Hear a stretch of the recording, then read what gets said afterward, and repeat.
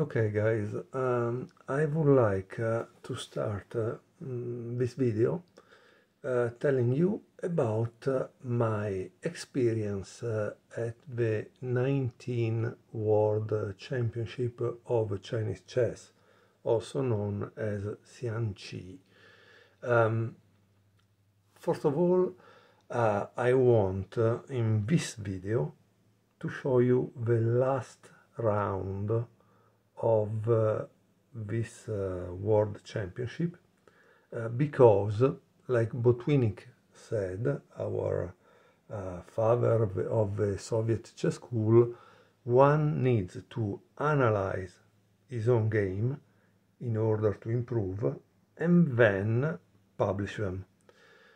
Today, of course, we don't really publish anymore on paper. We publish on videos because YouTube has become one of the main ways to spread chess information. In this case, we are speaking of Chinese chess, okay? The video will be long, so please bear with me. Why the video is going to be long? Because I'm going to introduce to China. How does the introduction to China begin? For me, it was a trip of more than 20 hours. Why? Because between United States and China there is like 12 hours difference. So from when I live in Atlanta to Shanghai, there was like 2-3 hours of a trip to Detroit. Then from Detroit there is the flight to Shanghai, which is about 15 hours. I couldn't sleep honestly on the flight. I arrive in China and I discover that they take all your fingerprints and your face from different angles. I was a little surprised because generally for my generation when they take your fingerprints is because you did a crime, but here there was no crime, it's just tourism, right? Okay, my friend Agostino told me, yes, it's many years they do that, I didn't even remember it. Okay, I didn't know, honestly. Maybe it's normal that today they get your fingerprints. Then I get out from the custom and I change some money right away because generally my modus operandi is that when I go to a foreign place, I try to get a local SIM, one of these little chips, to be able to communicate with my family, right? And so I buy this chip for expat. Expat means people who are foreigners. They take the picture of my passport, they take the picture of me and my passport, and yet this SIM wasn't really working. On WhatsApp I could only exchange text messages. I couldn't send voice messages or videos. I couldn't access Google, and you say why Google is important? Well, Google is important because there is this thing called Google Lens that if you point it at something, it can help you translate everything. It's amazing. It's a miracle, right? You don't have to study a language. Unfortunately, my Chinese, it's a little rusty, and it was never at level of university level, no? It was just, you know, for food or little things like introductions, but not really big conversations. Also, if I love the Chinese people, I like very much the Chinese culture, but unfortunately, you know, life is life. I don't have all the time I had when I was younger to study a language because, you know, with family and the work and all the other things. So, unfortunately, I didn't understand this thing that the SIM couldn't work also if I paid for it, because I paid. And not only Google, Yahoo, where is my work email, I couldn't enter in it because it seems Yahoo it's banned from China from 2021. Boom. I don't know why. Okay. Then, after 4 or 5 days that I couldn't really see family and anything, I decided to pay my American provider $10 because my provider asked $10 a day if you are in China for giving you the chance to communicate. I said, okay, wow. And then I tried to use Chatgpt for translating a writing about a tea, no? Because ChatGPT is able to do that. You just show a writing on image and it will translate for you, no? At least that's what I do in Italy or in US. And it came out with writing, this app is not allowed in this region. Boom, again. Why? Because when I taste the tea, I thought it was a tea from the Yunnan.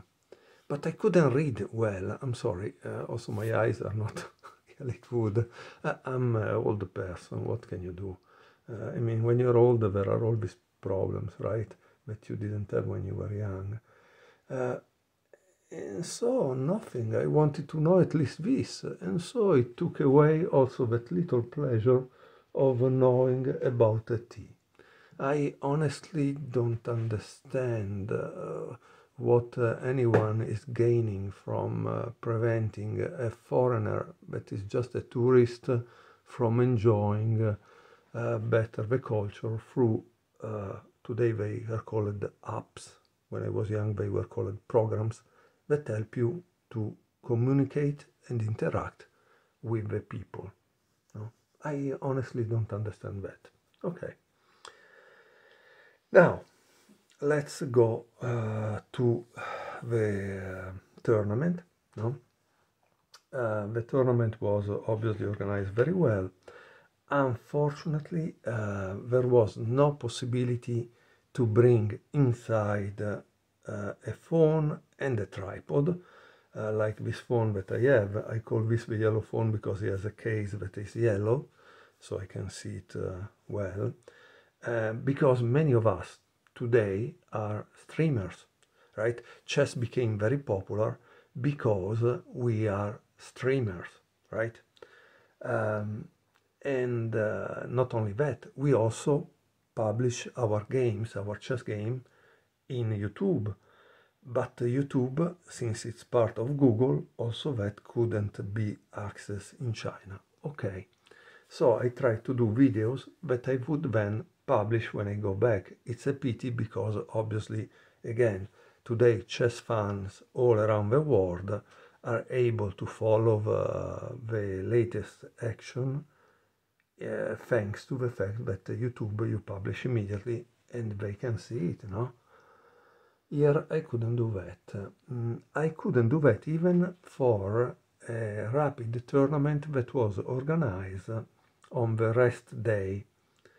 Practically there was a kind of rapid blitz tournament, so I could have, let's say, video all the games, all my games at least, no? I asked the permission for that. The arbiter said, no, it's impossible. Also, if I explain what was the reason, they told me, if you will be in the 4th or 6th boards, we will stream that on the Chinese thing. Yeah, great, but I try to explain, YouTube doesn't allow me to steal material from other people. I must own the material. That's why I have like 3 phones. One is the phone I use to actually communicate. The other 2 phones are used to stream or make recordings, because after I can show them to the rest of the world. Nothing. That also wasn't possible in China, and that's why you see videos only like 20 days from when the tournament ended. notice that also if it would have been a GoPro, they would have refused the same, because I asked that since I had the possibility, luckily I have money, I could have bought a GoPro also there. It was not a big problem for me, okay? And to tell you the truth, I think they have a kind of GoPro that is a national China made. It's like $100 less than the GoPro here, so it was also even a good bargain. But no, I couldn't do that. Okay. So now we finally come to this last game, no? And I want to show you one thing, because I tried to prepare for this tournament as best as I could with the fact that I have family and work, a lot of stuff going on, okay? So to prepare as an adult, it's really, really hard. But in chess, for example, we have books like this one. This is a part of a two-series book, my fourth chess opening repertoire for black, and Vincent Moret wrote it also for white. It's a really great book, no? Where he makes good analysis based on his students, no? He had a lot of students, and so this is a kind of repertoire you would have for people that are amateurs, beginners, tournament players that just started, like up to 1500, but it can work also for later, let's say. And why do I show you this? Because I couldn't find a counterpart in Chinese. And, for example, we also always in chess have these two books. No? This is a real huge opening repertoire for black and for white, like Vincent Moret did for beginners and ambitious tournament players that are just started. And this will really bring you up to 2000 or over 2000 as a rating, just to give you an idea. So why it's important? Because while in chess I have these resources, in Chinese chess I couldn't find anything like that. And I asked to a friend from Taiwan, I asked to my friend Agostino from Italy. Nobody could even understand what I was talking about. So I use this ancient book because it's a good source of kind of miniatures, and these miniatures generally give you an idea of the opening, also if it's not perfect, because also in Chinese chess, like for chess, you have real huge books related only to one opening. So for example, in chess we have the Benko Bible. This is just volume 1 for learning the Benko Gambit, no? Which is an opening for black, and this is more than 400 pages, right? And we have the same books in Chinese chess for any opening you can imagine. So every opening is that. Another book I tried to use to prepare was this. Here you can read XiangQi Rumen. Rumen means Introduction to Chinese Chess. Why? Because it has a lot of information. It's really a good book from the 1990s, honestly. Probably this child here, it's a grown adult with children and family, so that's the funny thing. In any case, this book at the end has also a section about the openings. I realized in the end, when I started to prepare for the openings, that also a little section of this book would take 1 hour or more to study. So a great book, and yet I wasn't prepared for the opening. Why do I tell you that? Because the same things that happen for chess happen in Chinese chess. what do I mean for that? I mean that your opponents in a tournament watch how you open and they prepare for your games. In this case, the last game was played against Sergej, a nice guy from Belarus, a country near Russia, near Ukraine, that obviously has a chess tradition. Sergej is an amazing player and probably the strongest player in Europe for shogi. Shogi is Japanese chess. Sergej has also played endless tournaments in China on Chinese chess, so he's really an expert. And I could see it during our game. Why? Because at a certain point I had like 7 minutes on the clock or 5 minutes, and he had 1 minute or less, but we had an increment of 30 seconds.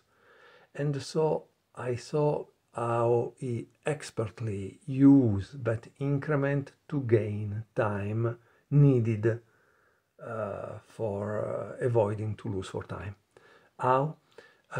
In some cases he gave 2 or 3 checks in a row, no? And that would give him back 2 minutes on the clock. No? The checks were just made for giving check, not because they accomplished something, but they, in an increment time control, they are very, very important. So guys, as you can see, I start to introduce you to a lot of stuff that is tournament chess, and it's valid for both our worlds, chess and Chinese chess. It's the same, practically. And what happened? Luckily, the tournament organizer published the pairings before the round, but like I told you, the problem was that I didn't have a very good internet connection. I really had big problems with the internet, so it's my fault. Obviously, I should have done something better, but I really didn't think this was such a huge deal, and in China it is. You need to go there with something that works, and maybe, you know, if you live there at a certain point, by experimenting and testing, you find what works. But when you are there for the first time in over 25 years and you see incredible changes in a society at technological level, you can obviously be taken a little back. Again, I paid for a sim, it didn't work. What can I do at a certain point? So I had to ask Agostino about the pairings. Agostino, mistakenly, I don't know why, told me that I would play with black.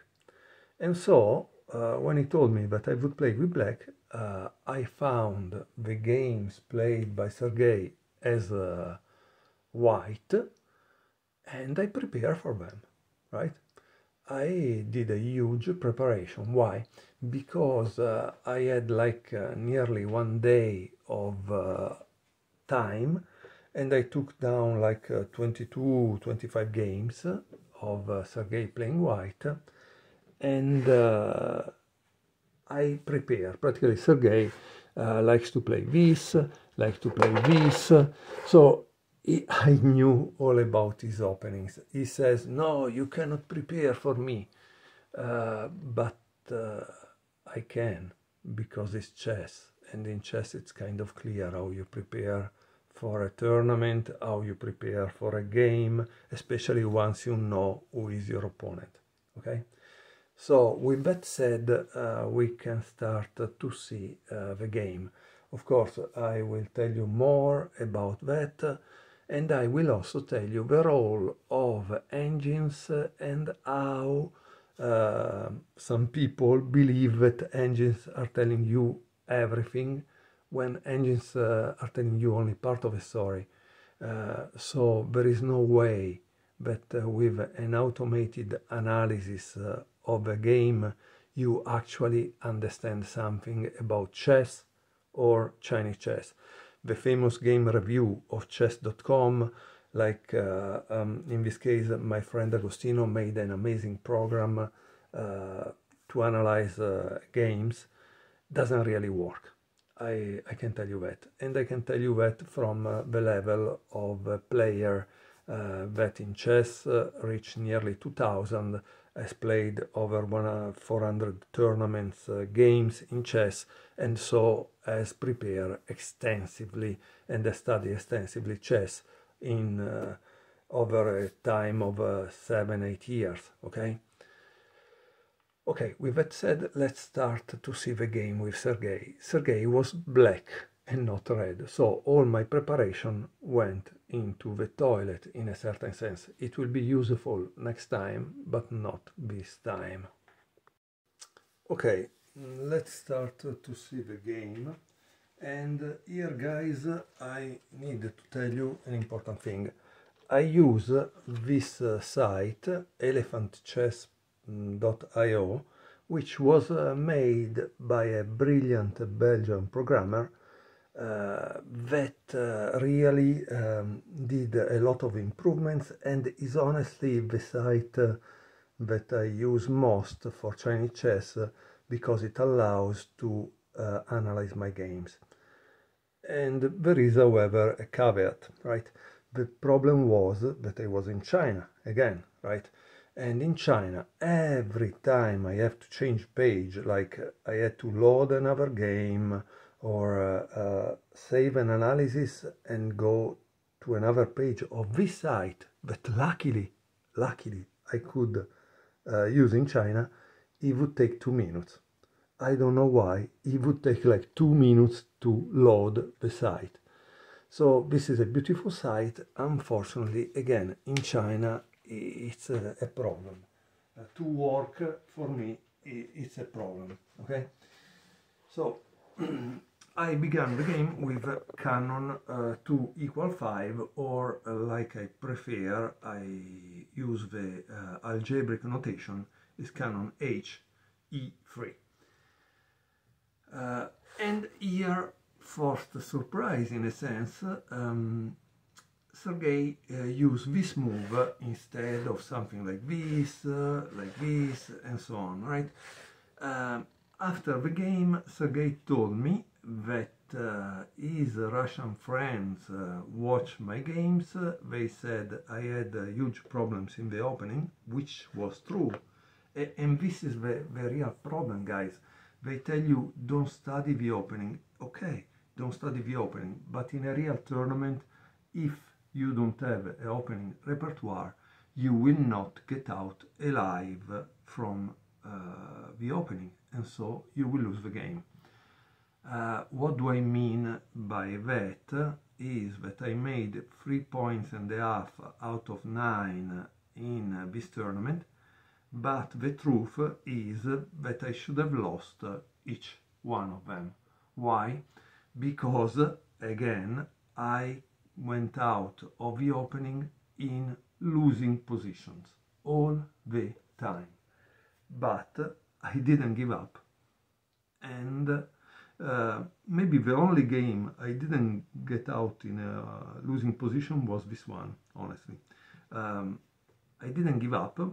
I continued to play. Why?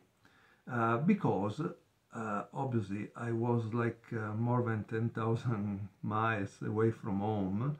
I didn't have anything to do. I wanted to get a free lesson, right? So in any case, I wanted to see how they converted their winning advantage. And guess what? Many times they couldn't. They couldn't convert when you continue to create problems to your opponent. And so I ended up winning some games and even drawing games that were lost with great chagrin of my opponents. I mean, you should see their faces. That's a problem. I couldn't bring the phone to take pictures, and that was a kind of loss because many of his opponents, I don't have even a picture of them, okay? And it's really a pity. In any case, it seems that Sergej did this opening to try to surprise me. Sergej has, in China, they use this app called WeChat. And WeChat has another app inside called XiangQi. But there are also other Chinese apps inside WeChat, and one of them is an opening database that I still don't know where it is, in the sense that a friend of mine, Agostino, has that kind of link to that database, but he didn't show me what it was, so maybe I could try to use it. Another problem of WeChat and XiangQi is the fact that once you go inside in China, in that program, it blocks you, and he asks you again to put a passport picture, a passport photo, a photo of yourself. Then you need to make a video speaking in Chinese. I don't know, it's clearly madness at a new level, in my opinion, because honestly, I don't know. They have taken so many times the picture of my passport, my fingerprints, my everything, that I don't know what they are even using them for. Unfortunately, I'm not a rich person, I'm nobody, so I don't know why they need it. But okay. So this is the game. Here we are just making some common opening moves.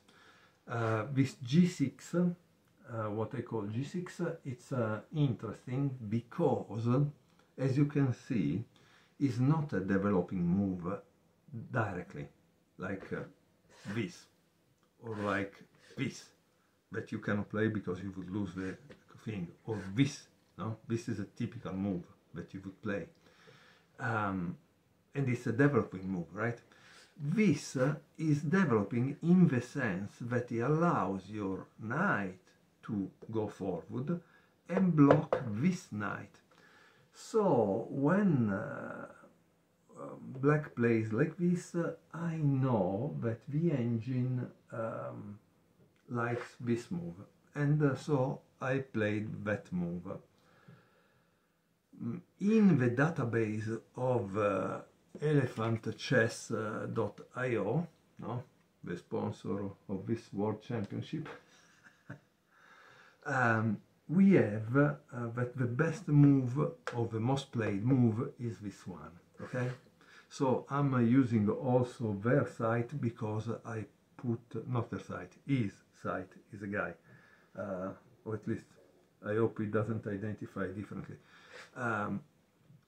And I use this site because it's very good for preparation, it's very responsive to the things, but of course probably the Chinese have better sites because they have much more games, okay? So don't take whatever I tell you as the end of the world or the truth, because the truth doesn't exist. No? The truth shall set you free, but it's a little difficult to find it. And this move gives the possibility to me to jump, but it blocks this from developing, right? Because it cannot do that. So that's a thing. At this point, after this, again, start, I play the most used move, the one that the engine would like, and we are practically at move 5. And here my opponent plays a move that I honestly didn't know. He plays this. This move show his preparation. Why, you say? Because, like I told you, generally you would want to use this, right? And go here. This is a typical development. Instead, this move shows that he really prepared for this game, because it's the most played in the database on elephantchess.io, and it's kind of strange. No? It's kind of strange. I tell you. But I'm okay with it. It's not that I'm against it or something. So what did I play after this? Here it came a problem, because I don't like to play this. Why you would play this? Because the idea is to develop in this sense, since he wanted to go on the rank.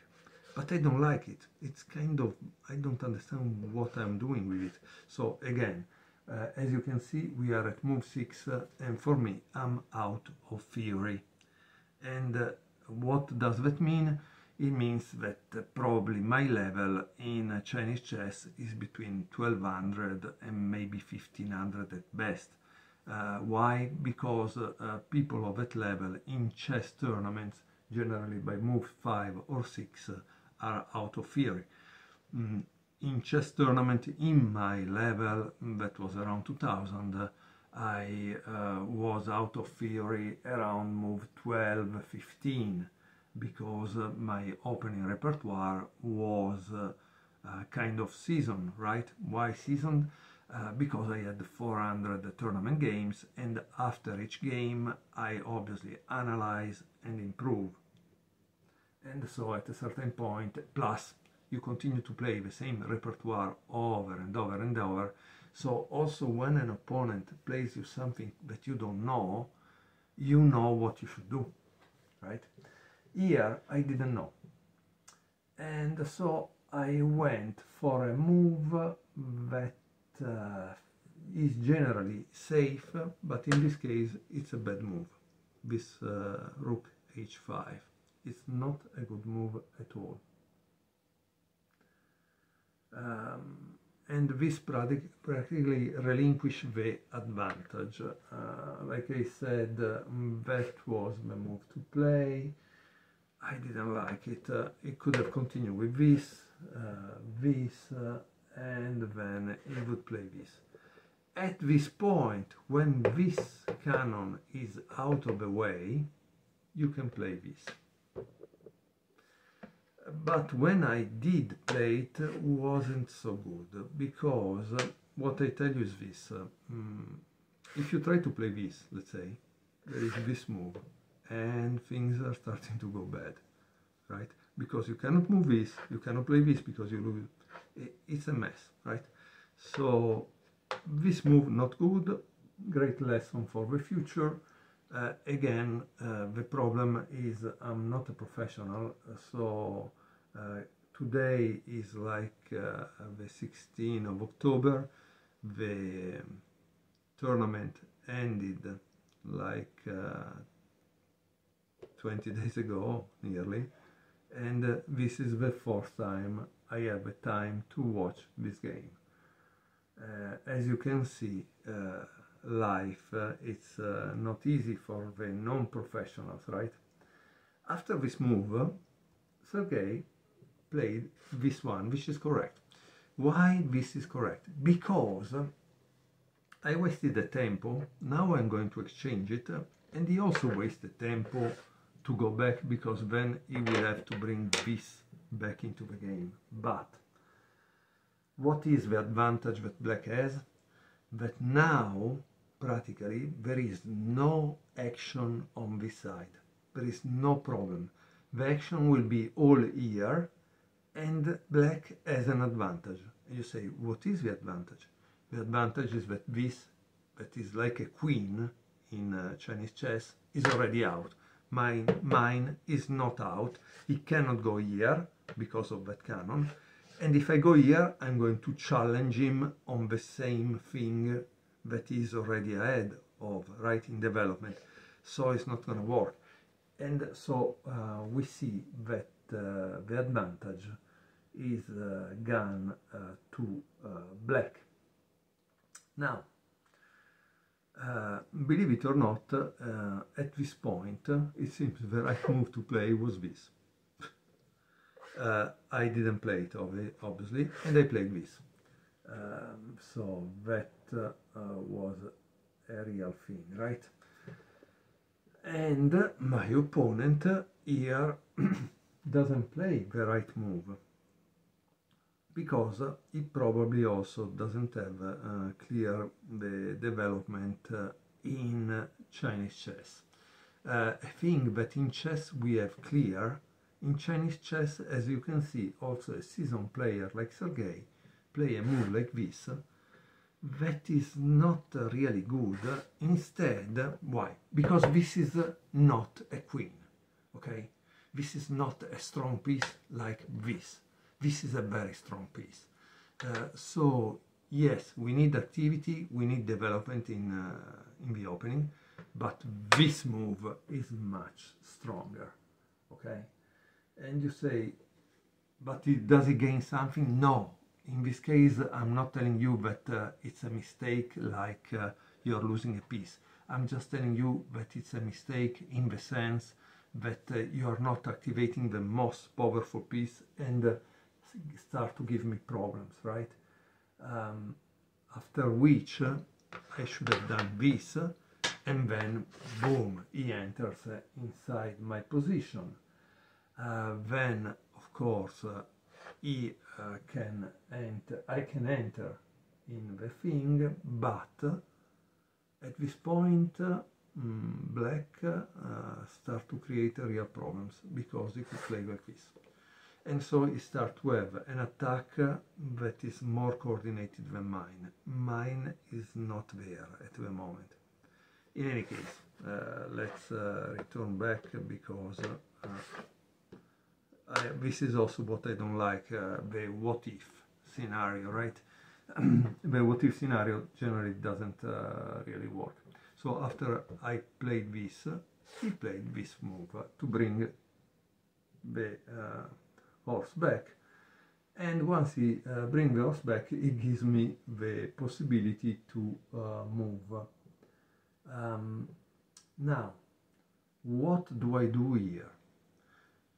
It seems that in the opening the cannon can be a little more powerful than the knight, the horse, and so it would have made sense to play this, this, and take this, right?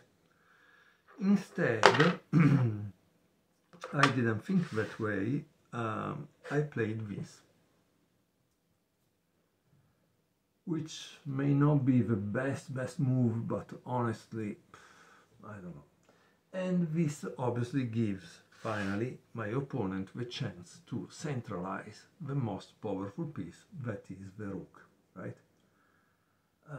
Here, obviously, I played this, and at this point, and this is another thing the arbiters didn't understand, because maybe they are not a real chess player, they were complaining and telling me, you don't need to record the time for each move. I do. Why I do? Because I'm a real chess player. So why do you record the time for each move that you take and your opponent take? Because this comes directly from the Soviet school of chess, from, in this case, Bronstein. Bronstein, the one that drew the match with Botvinnik in 1951, I think, he said you need to record the move time each time, because it will tell you where you went wrong, it will tell you which positions are difficult for you, it will tell you when you are not prepared. And here, guys, can you imagine how much Sergej took for the next move? Sergej took 15 minutes for the next move. 15 minutes. So if you want, try to pause the video, think for 15 minutes, and tell me what you would play in this position. In this position, Sergej played a move that the engine found in less than 1 second. And so why do I tell you that?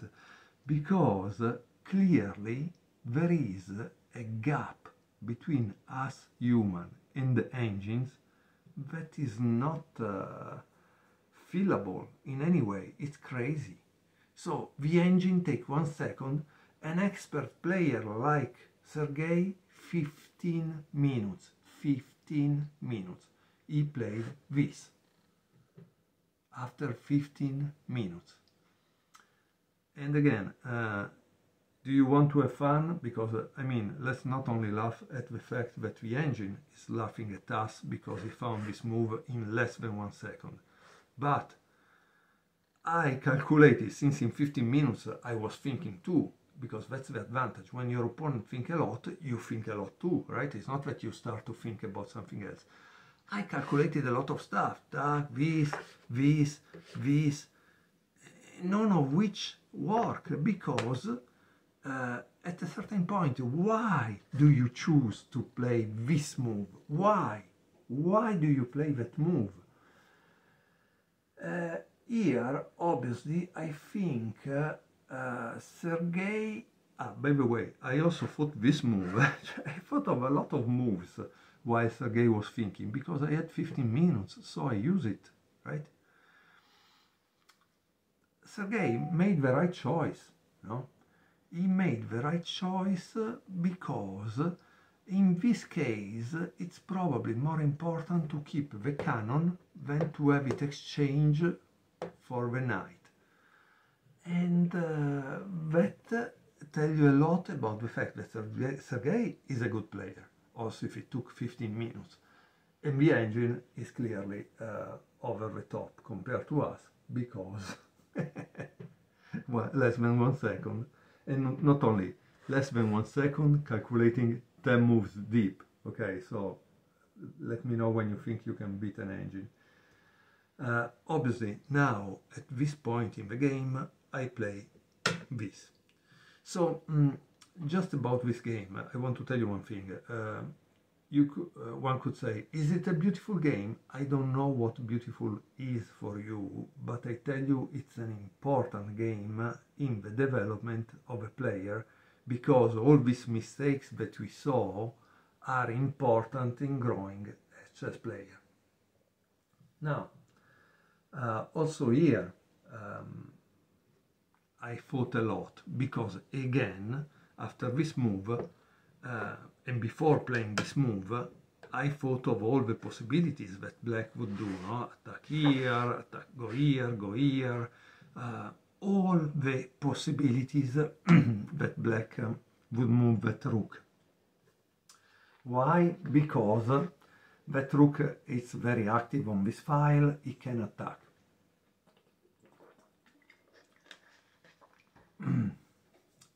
And Sergej also, after a few minutes, again it gave me a long time, he played this. Now this move, it seems, is a mistake for the engine. Again, once more, I tell you, pause the video if you want, and try to think and find what is the right move.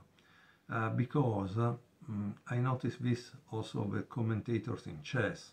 They are all geniuses because they see the engine lines. But if you don't see the engine line, how do you find the right move? The right move for the engine is this, rook d4. Okay? Guys, I don't know what to tell you. I calculated also that move. I had also that move. I did everything, because obviously every time you think of a move, you need to think also of your opponent counter move. The problem is this. That night we went out and tweet, thanks to Mr. Sergej that brought us out. He's a nice guy, he was a great host. He brought us out in Shanghai and brought us to this beautiful restaurant. Wonderful food. We had great time with Sergej, his Russian friend, and part of Mr. Sergej family. It was a great time with them. Unfortunately, when you don't do that, the day after I left early in the morning, so when I returned back I had to prepare the luggage. Unfortunately, I didn't have the time to jot down my thoughts and the lines I thought, so I don't remember what I thought upon this, but I analyze this, that I remember, okay? I analyze most of the move, like this, and this. I analyze also this, while Sergej was thinking, because luckily Sergej gave me a lot of time. In fact, he went into kind of time trouble. No? So this is the thing, that once you finish a game, you should run to your room and write down your analysis if you are serious about that. Now, after this move that is wrong, you need to think for red. And for me, because I sensed that this wasn't so good and this was the right move, I sensed that I shouldn't let him correct the thing, and I played this, because this was also my right move, honestly. And it seems you can go here and create an attack. This was the right move for me. Instead, you can pause the video and think and tell me what you would play. The engine came out with this move. Now, the problem of this move is that it gives a great advantage to red. 6.9 says here, no? But why? Why? Why there is a 6.9 advantage? Let me show you. Because this is the problem that I was telling you, why the engine is totally useless from a human point of view. Because this engine that I'm using also on the site elephantchess.io, that we must thank, because luckily it really helped in China. This engine tells you the moves, but it calculates like 10 moves deep, 10, so 20 plies in a fraction of a second. Now, let's go to what a human being can do, like 4 or 5 moves, right, deep, which is 10 plies. And this is what you see.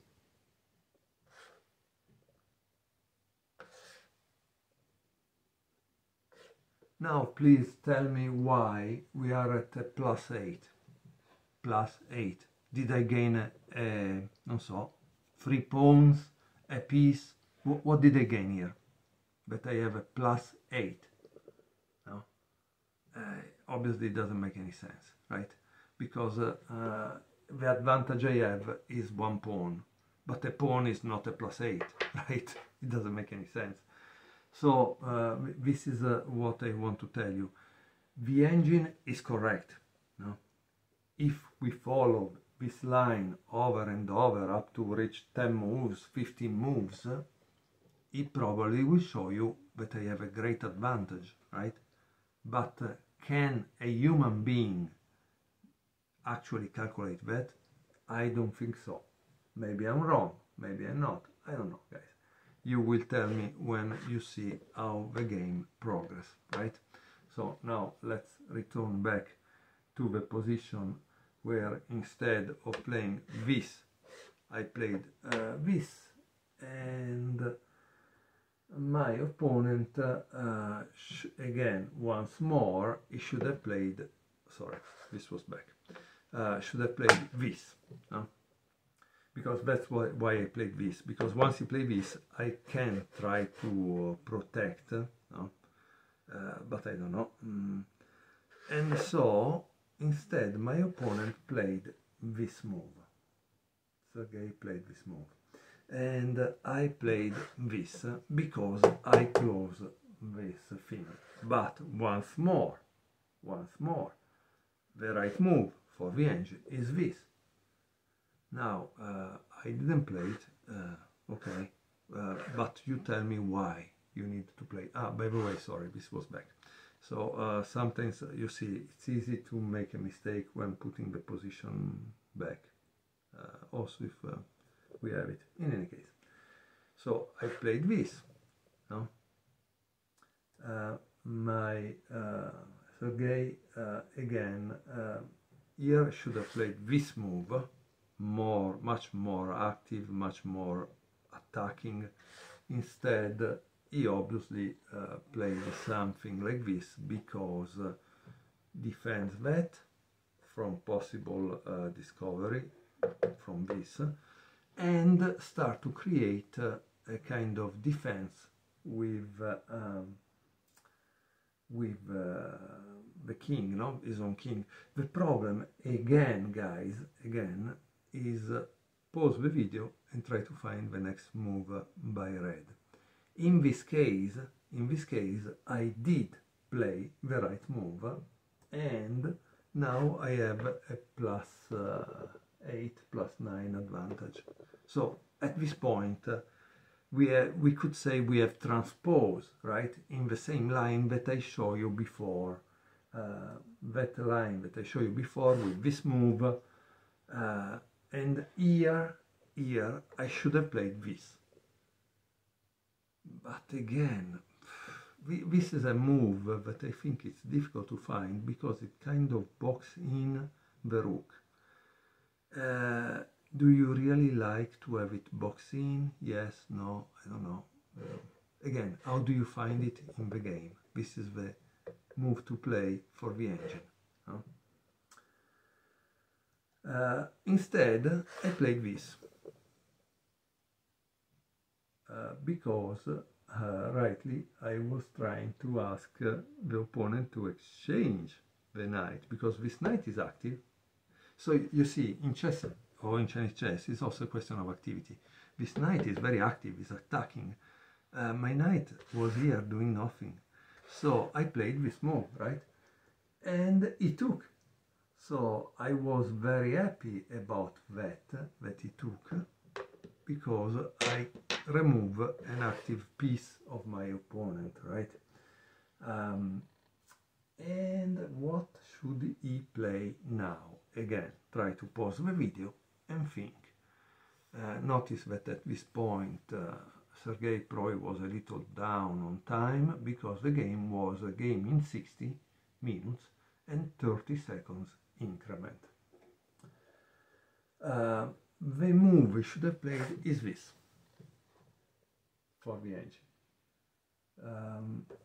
Instead, he played this move, which I'm happy.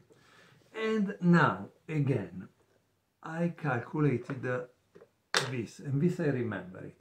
But for the engine, this is not the move to play anymore, right? This is the funny thing. For the engine, this move, at this point, no, it's a kind of mistake, because you lose all the advantage. So, luckily, I didn't play it. No?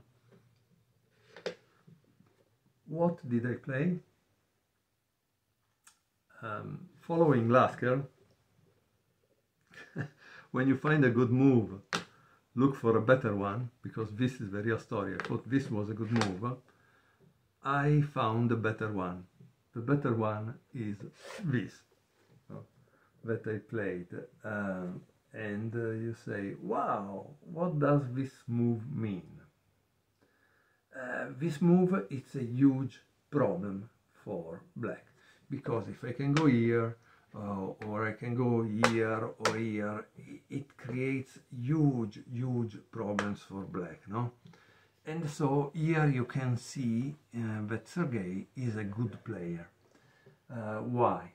Not because he found the best move from the computer point. The best move would be this, okay? He found the best move which solved the problem from a human point. What did he do? He played this. Now, this move for the engine is not correct at all.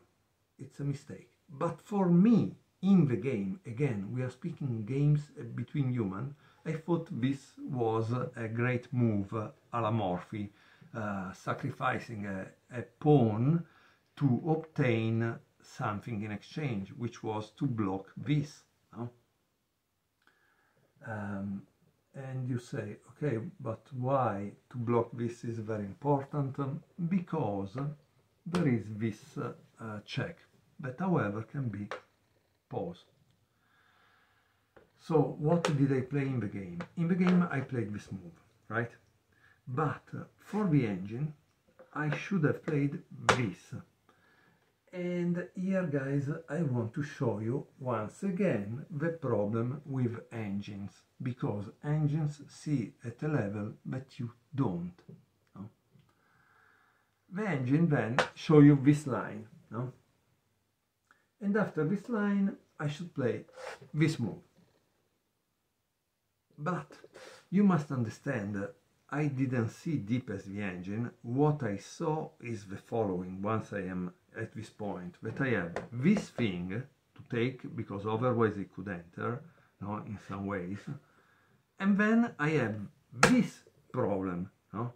The fact that now black could have more pieces on that side, and this one is unfortunately deep in enemy territory with no support at all. So my reasoning in that time was that I couldn't play this because I don't know how it's gonna end, you know, for that piece. And I don't want to lose that piece because maybe it gets trapped there. It's only one against a lot of pieces, okay? So the engine says that's the move to play.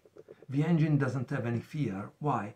Because it sees at 10, 15 moves deep and see that there is no way to trap it. But honestly, as a human, can you tell me that you really know that this wouldn't have been trapped there? I don't think so. I'm sorry, I don't think so. However, guys, I want to show you the line, no? Because after that move, this is the move the engine says one should play. And again, oops, this is the defense. Finally, you have time to take. So maybe I should have... no, I think I analyzed this. The problem was this, that I didn't see, honestly. After you play this, I have lost this very important thorn in the enemy territory. And what's the problem here, you say? That after this, I'm using this piece to block this. So I'm kind of in a big trouble, because what am I doing? And he finally attacks. And here the engine gives this. So you say, all this move, well, guys, we are at 5 moves deep. 5 moves deep. Would you really calculate all of this? And why, could you tell me, guys, why you think this is a plus 13 advantage for red? Plus 13, okay? The plus 13 is made by these 2 pawns that are possibly going to cross over, and maybe this at a certain point. That's what the plus 14 is. Okay, I don't know if for you guys is enough or not. Now let's return back in that position, and let's hope this time I put it right. And this was here, here, right?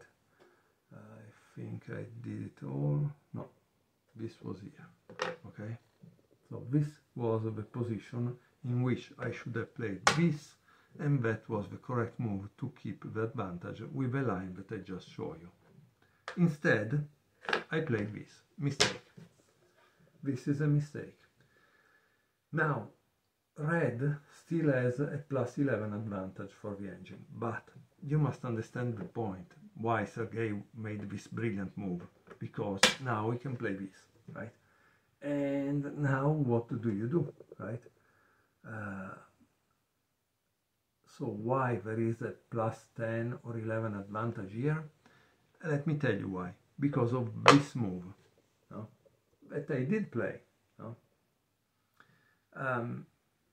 So why this move is good? I didn't understand it in the time, because I just played it to defend that, and this started to be a little overloaded. Okay, but it's a good move, because a cannon definitely is not strong as a rook or a chariot. They call it car in Chinese. But this canon is practically preventing this from doing something else. So it's like you're using $3 for $9. So obviously it's a very good thing, right? But this also wasn't something I really expected in a sense. Because in my opinion, in that time, I was kind of disappointed that my plan didn't go enough deep, and I thought maybe I should have pushed this when the rook was here, the other pawn was here, and this wasn't the right move, obviously. But in a game, you don't know it, because you cannot access the engine, right? That's the real problem. So what's the meaning to use an engine if you cannot use it during a game? As you can see, many of these mistakes, or so-called mistakes, are made because the engine is able to analyze at a depth that I can't. This move is interesting, but honestly, I don't know. It's obviously attack this, right? So this can take back, but then this is the problem. And so I have to do something. What move would you do for red here? I thought this was the right move. It isn't. This is a kind of mistake that loses some of advantage. So little by little I'm losing all the advantage I had because I don't do the right moves. The right move is this. Now, please tell me how you think that a human player likes to play this move. And let me tell you why. Because you're going back. This is not a thing you like to do in chess or in Chinese chess. Going back means that you're losing activity, that you're losing everything. So how boxing a horse or a knight between two pawns and with no possibility to go anywhere, it's really a good idea, I don't know. Okay, so that's the real problem. But again, let me show you, because I think this is the interesting part. So after this, he says the right move would be this. I honestly thought he would have played something else, but obviously no, this is the right move, and then there is this. And once more, there is this. Oh, now these lines are interesting, but I don't know. I don't think I would have played it, so clearly I have to improve my middle game, right? Instead I played this, like I told you, and now my opponent takes on c7. I takes 2, so it's done, right? And once more is Sergej's turn. Sergej fails again to find the right move. What is the right move in this context? The best move would have been this. Sergej didn't find it, but why would he play this? I don't know. Again, the engine is able to justify this move. I'm not saying he's not able, he justifies perfectly. But from a human point of view, why you attack something that is already defended? Please tell me why. Because Agostino likes the engine analysis, but here, tell me why you would play this. It doesn't make any sense, right? Okay, Sergej played this, which is a great move for a simple reason. Because it starts to block my pawns from moving. And so we are going in a kind of zugzwang, right? We are in an endgame already. This is a kind of endgame to me. Or maybe not an endgame, but we are near. And here I fail to find the right plan. At this point, I should find the right plan. What is the right plan? The right plan is something that activates this. But let me tell you what is the story. At this point, Sergej has maybe 5 minutes on the clock and I have 7. It's not really the time to think for 10 minutes, because yeah, maybe you find the right plan, but you lose. How do you find the right plan is also based on the fact that you should have played a lot of games, and so it comes in your mental pattern of ideas. I probably didn't do enough games, okay? With hindsight, yes, we are all geniuses, and I tell you, I didn't do it enough games. Later in the game, I found the right plan, but I still didn't believe it, unfortunately, and that was my problem. So what is the problem here? This is boxed in, no? But is defending this too, and is also preventing that black does something shady, like entering inside and start to create a mess, right? The right plan is this, right? This is the real right plan. Now, the best move from the engine point of view is this. But I don't think a human would play this and let the enemy enter.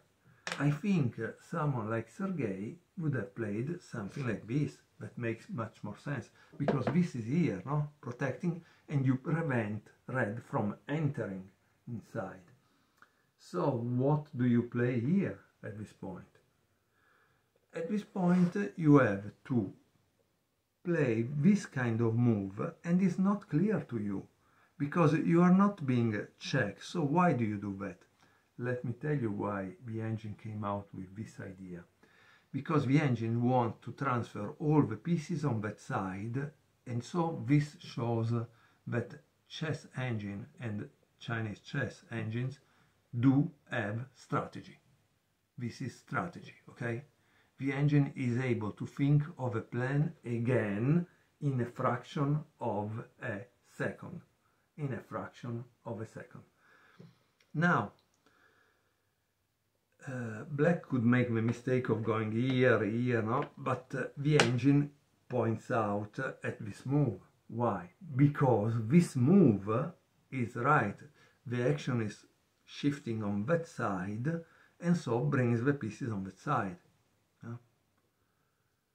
And here, oops, he plays this.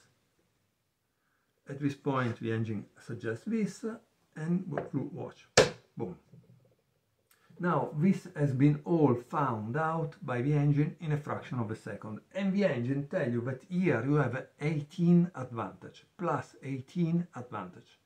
The next move is this. Are you still sure that you have a plus 18 advantage? Yes, because he says, look at this. What do you do? What do you do now? Tell me, what do you do? And the engine plays this move. No? So as you can see, it's a lot of stuff. Now, what do you think red plays? Obviously, red plays another smart move, which is this, to take away the rook from that rank. And the rook goes bad. And now, of course, there is another great move that you cannot imagine, because you can think only of this, but he plays this. Why play this? Because if you play this, checkmate. So, as you can see, there are a lot of lines that have been analyzed by the engine in a fraction of a second that probably are not so easy to find for a human being in a game when it's already like 2 hours into this game, right? And so one can be tired. That's a possibility, that you can be tired. So it was my fault. At this point, I was probably tired. I needed more carbohydrates, maybe. So I should have brought a snack. Keep in mind, this game started at 3, and we were nearly to 5 o'clock. And what does this mean? In the beginning I told you that there was a 12 hours difference. That is the jet lag. It means that for me, I started this game at 3 o'clock in the morning for my body, and I was at 5 o'clock in the morning. So it's understandable that I could be tired and that I wasn't thinking correctly anymore, right? Okay, so this was the position. Sorry, I put it back from the line that I show you. Again, he played just this, and I should have played this. Now, after this move, I played this. My opponent played this. Now, guys, I could show you the rest of the game, maybe a little faster, because I guess this video is already more than 1 hour long. Let's hope that YouTube allows me to publish it, because sometimes there are limitations also in terms of file or length. And as you can see, Sergej also fails to find something working, and is also short on time. So at a certain point that we are playing this, we came to this situation. You see, he's trying to do something, so he's more active than me. He's clearly a better player. I'm not saying anything.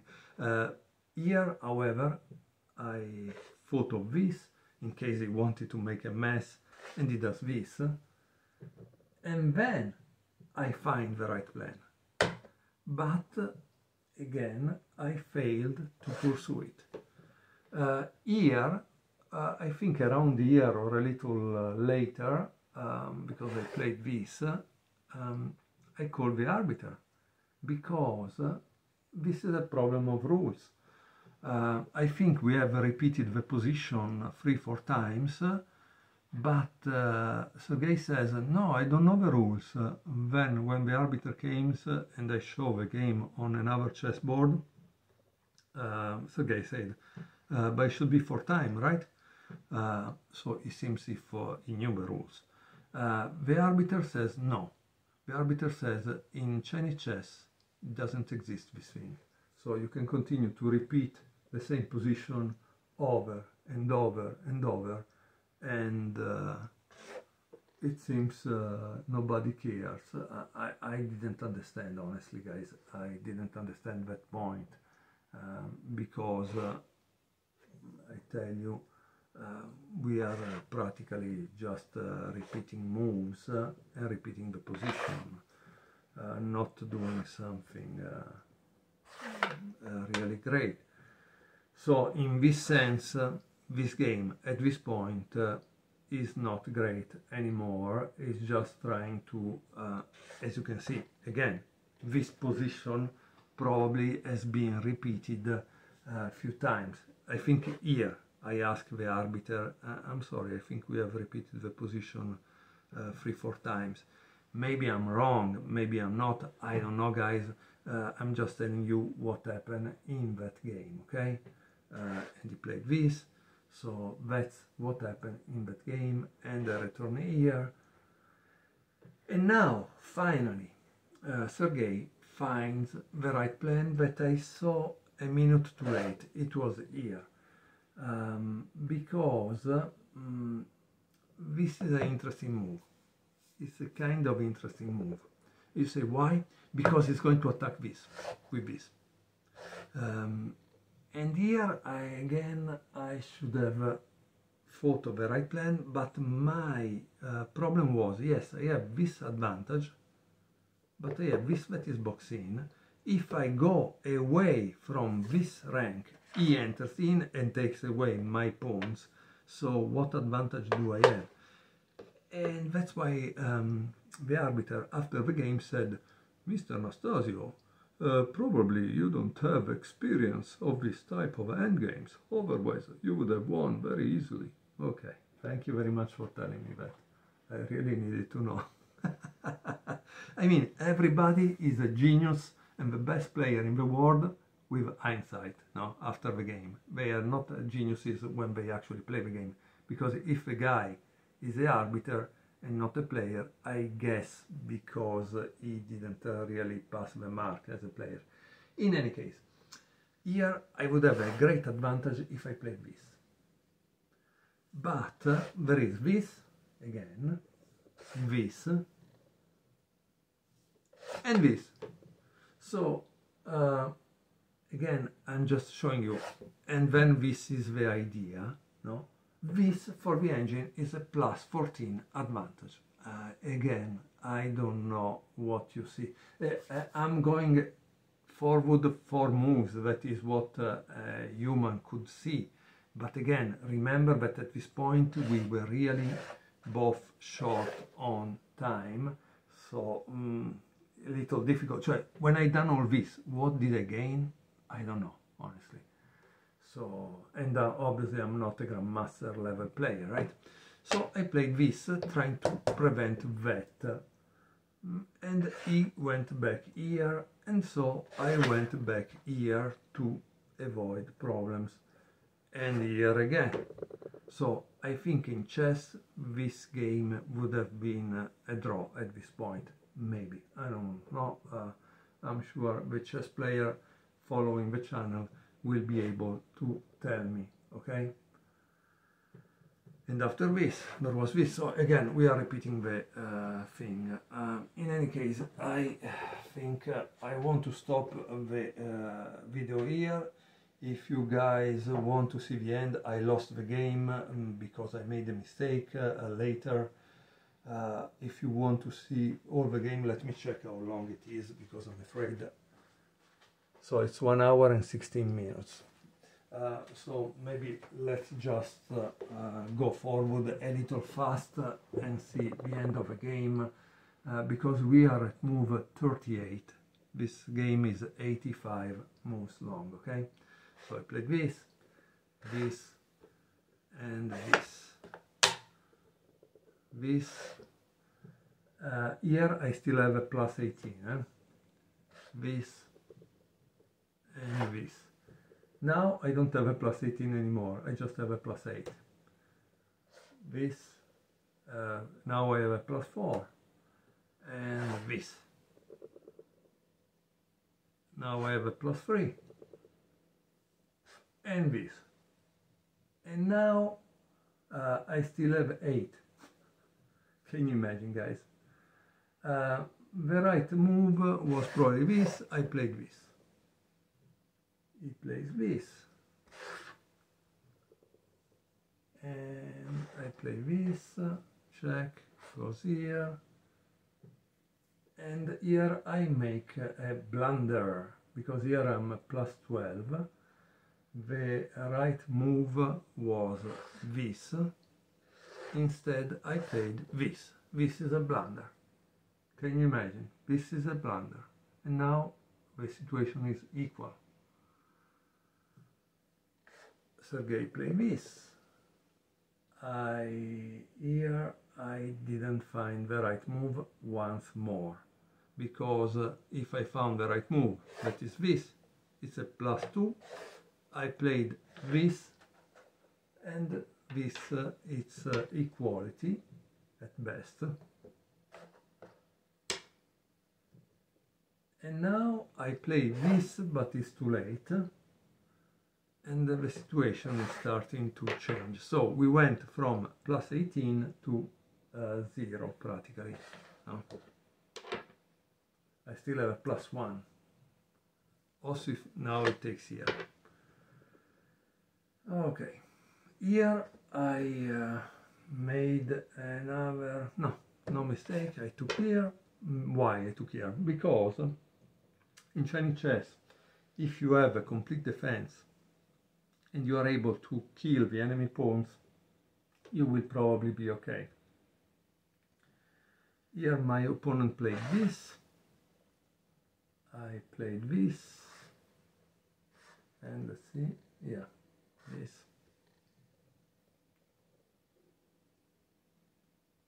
And he played this move.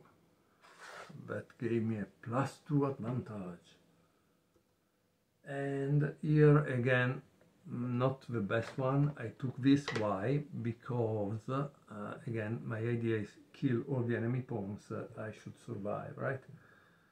But he attacks here, And can you find what is the next right move? The right move in this situation is this. I miss it. A terrible mistake, right? Why? This is the right move, because if you take, boom. Again, at this point, I think Sergej had like 2 minutes and I had less than 5. So I missed this idea. What did I do? I defended immediately that, and that was a mistake in a sense.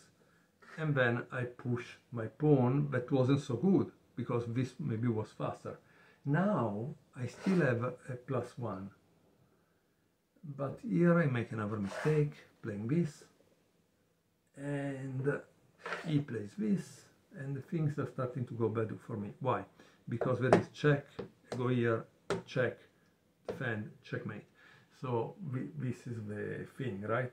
And here again, the engine says, yeah, that I should have played this. He played this. And again, what should I play here? The right move is probably this. I need to bring the thing back, but I didn't play it. I was scared and I played this to try to give space to my king. He goes here, and here I played a nice move. However, it wasn't the best for the engine. The best move for the engine was this. I played this. Isn't it nice? And you say, why it's nice? You can play this. No, checkmate. So that's why I tell you Sergej is a good player, right? Because he saw immediately what would happen if he did that. And he went here. And at this point, again, things are not going well for me, but we are still 0-0, no? There is no real big advantage for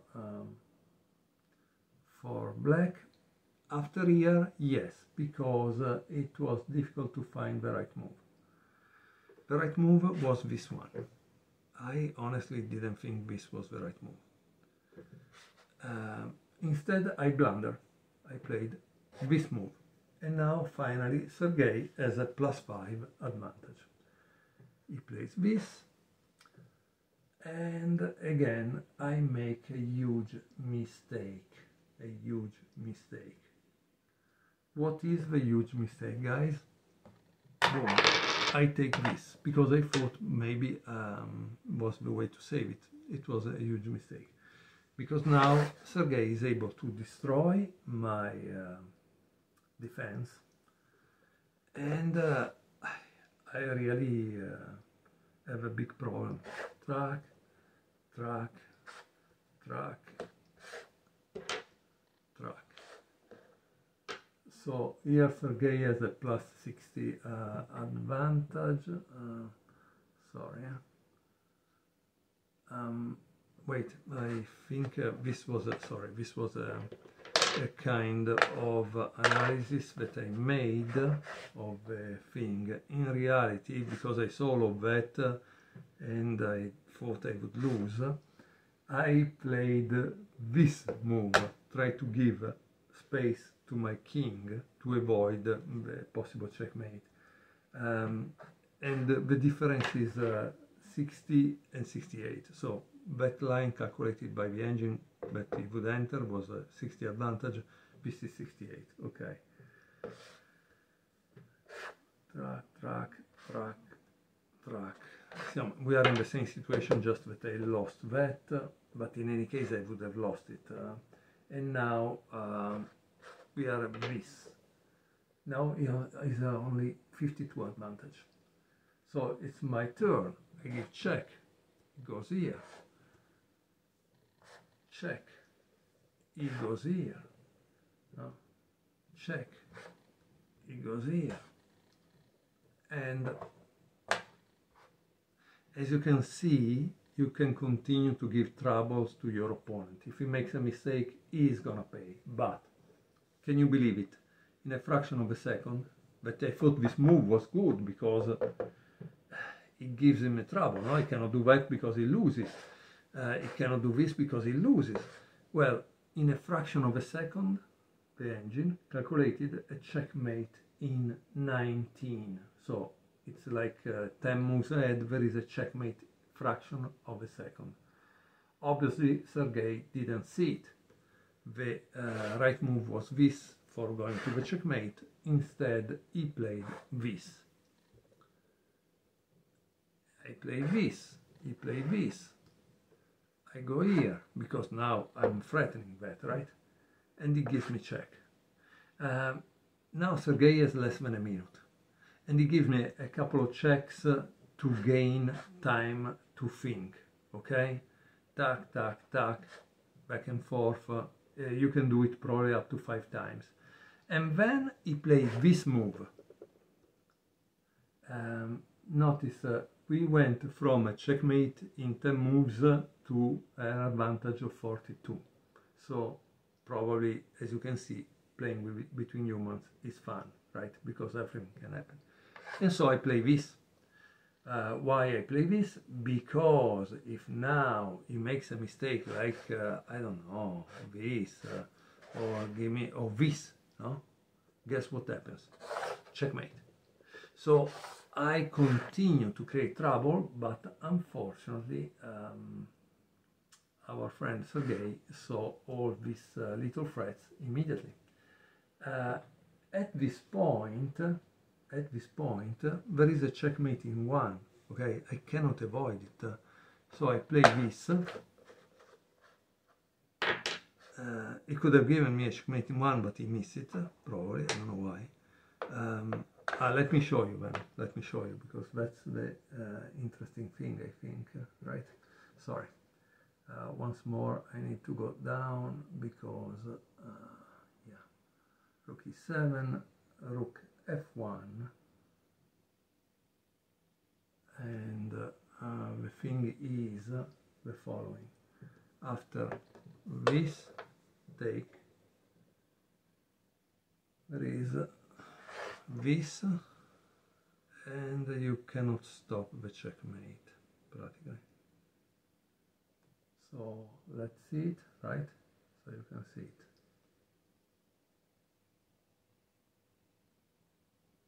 Also in this case, it's calculated immediately. It's a checkmate in like 11 moves. So, yeah, not easy to see at the board, probably, right? So, okay. So I did play that. And here, like I said, Sergej has this checkmate in 11 moves that he doesn't see, because obviously who would see it? I play this, and he should have won with this move, because after there is this and this. Instead, he played this, and now the advantage is only 28. Here I made a mistake again. No, I didn't make a mistake. I played the right move, yes. Tack. He gives me check. I go here. He gives me check again because he's trying to gain time on the clock. And then he plays this move. And here he has only a 10 advantage. So now the checkmate doesn't exist anymore. It doesn't exist anymore. Can you imagine? At this point, I had the chance, it seems, to draw the game, right? How? The computer find out this amazing line, rook f3,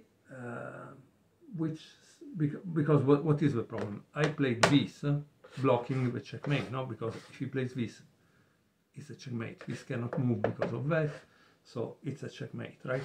So I played this, but the right move was this. Can you imagine? The right move was this, and then he couldn't do nothing. nothing to why. Let's see, check. Obviously you can go only here. It takes, and here there is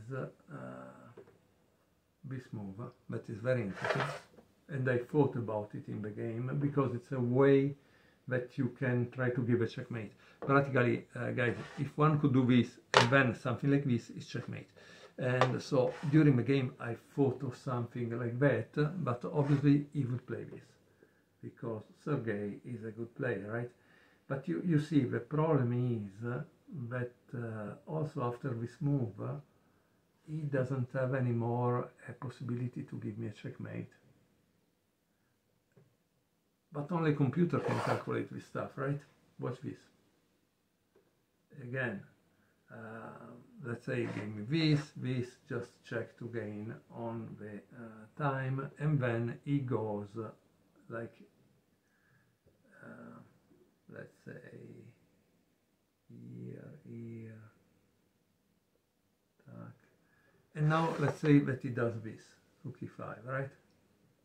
Because if he goes here, it's checkmate. So as you can see, you need to analyze, but how do you stop the checkmate? That's why here was very important. That's the move.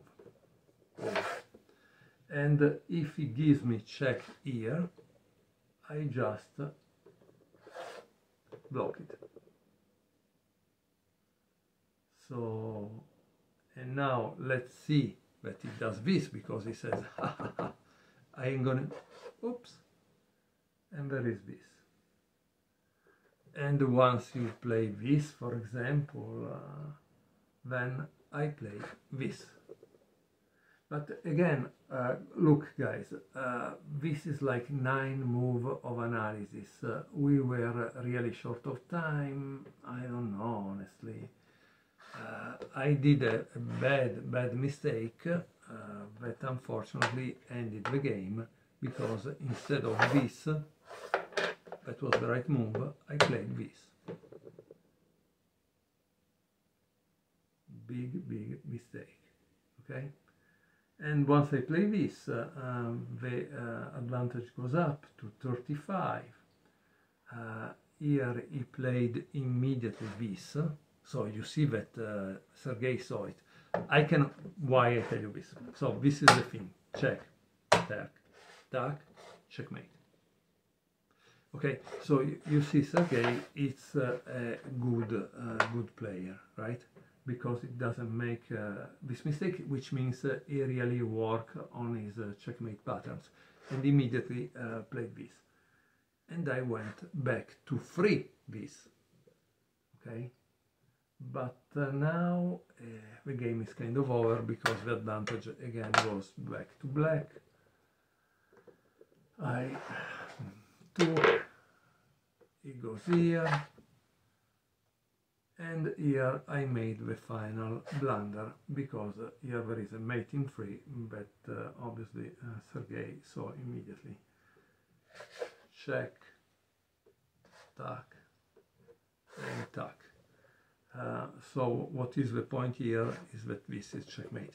So thank you very much for watching. I'm sorry the video maybe it's too long, but as you can see, only if you analyze all your games seriously like this, you can pretend to improve. Otherwise it's kind of impossible, right? Thank you for watching, and of course let me know if you like it, so I will show you the other games of the World Championship.